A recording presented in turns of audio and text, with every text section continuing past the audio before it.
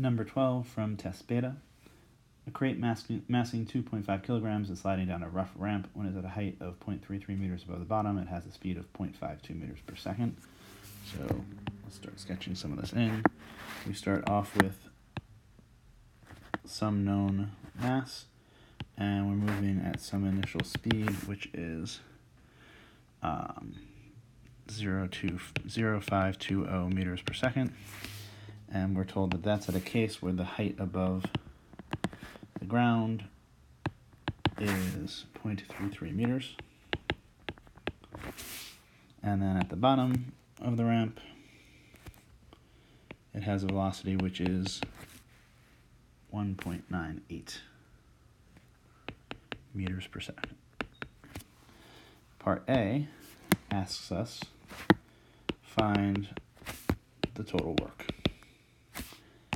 And we remember that the total work, there are several expressions for the total work. The easy one here will be delta K. So 1/2 times the mass, the final velocity squared, minus 1/2 times the mass times the initial velocity squared. Turns out to be 4.56 joules.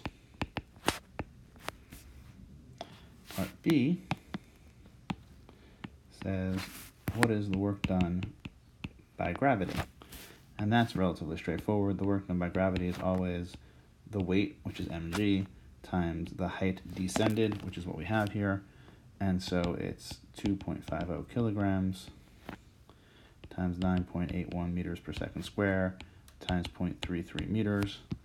And that turns out to be 8.09 joules.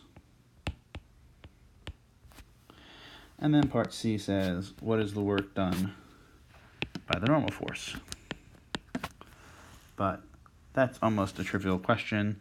The normal force, of course, points perpendicular to the path because it's perpendicular to the surface and the path is along the surface, so the angle between them is a right angle, so the work done is 0, because the work done by any perpendicular force is 0.